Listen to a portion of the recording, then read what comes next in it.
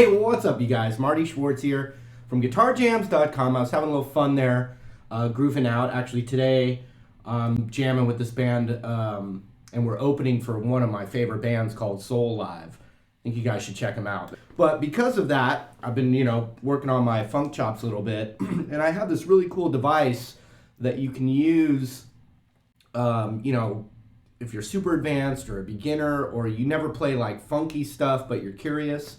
This is a nice little device, and it's much more exciting than just strumming one minor chord. So I'm going to show that to you real quick. I've always got a bunch of exclusive stuff that's not on YouTube, and I always leave little links below the box here, and you can always check it out down there for some cool stuff. But let's get to this lesson. Here we go. All right, so I created just a basic little loop where I was just playing a B minor kind of, I just made it up on the spot, but just something on B, and it's emphasizing a B minor chord.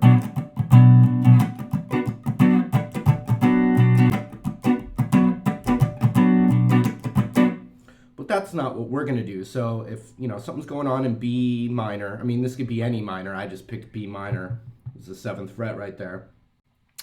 And instead of playing this full B minor chord over a groove, I erased it. Okay, so instead of playing a bar chord, minor chord, I'm going to take my index finger and I'm just going to cover it over these top 3 strings here. That's a B minor triad right there, actually. You can play that any time instead of that. And you can see those notes are there. So when you do that, it actually frees up a lot of action,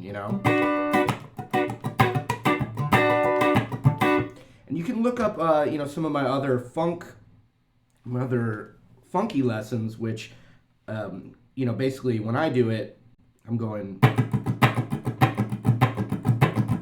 a 1E and a 2E and a 3E and a 4E and when I do more fast, kind of funky rhythms, and you want your wrist and arm to kind of be with the groove, I actually kind of play it a little more paintbrush-like. In other words, I actually put, it's almost like an extension of my thumb, like that, and then I take my 2 fingers and put it there, and it gives me a little more, I can kind of flow a little bit better. And then when I'm doing single note stuff, I actually don't do the double finger. So there's some different things that I do, but for the more funky wrist stuff, I actually do that. It's up to you. I'm not telling you have to do that. I'm just saying that's how kind of my rhythm playing evolved a bit with the pick. Okay, so we're going to cover this, and you could just go.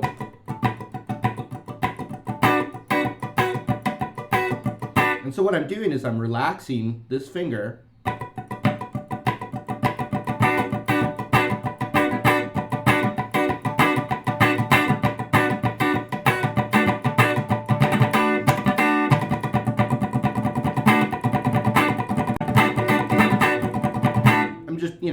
Just emphasizing that, okay? Now check this out. Take our pinky and we're going to move it up to the 10th fret on the B string right there.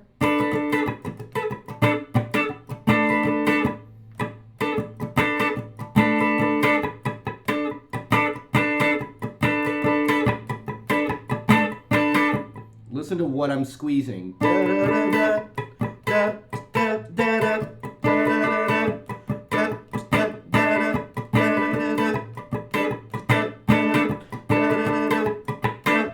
So that's a B minor 7.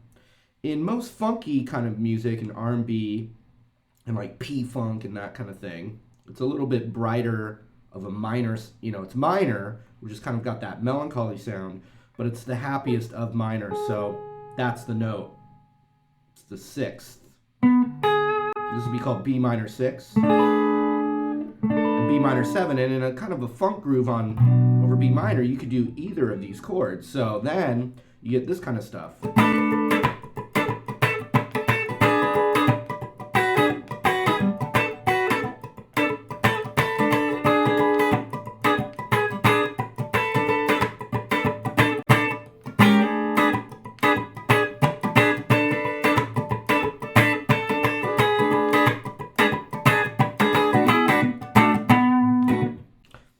Plus you have the whole minor pentatonic. You have the blues scale.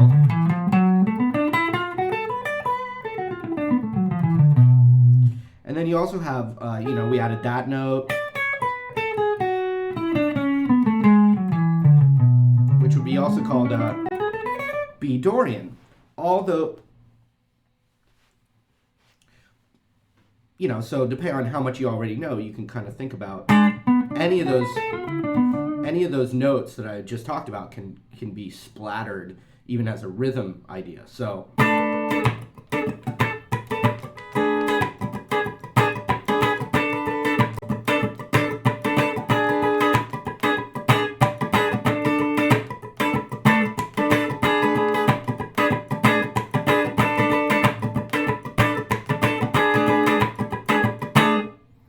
And watch, I'm just going to emphasize that B note.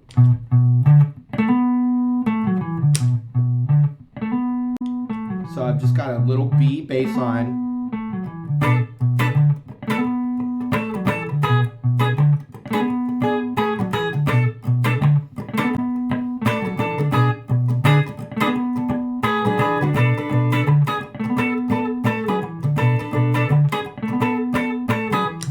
So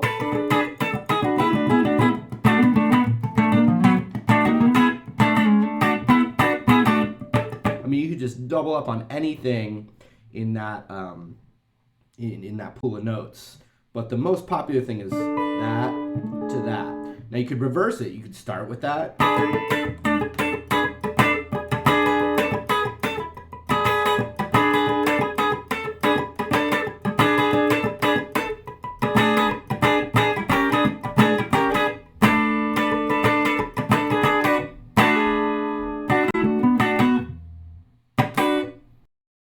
All right, that was it. Hope you get funky. Add it to your bag of tricks.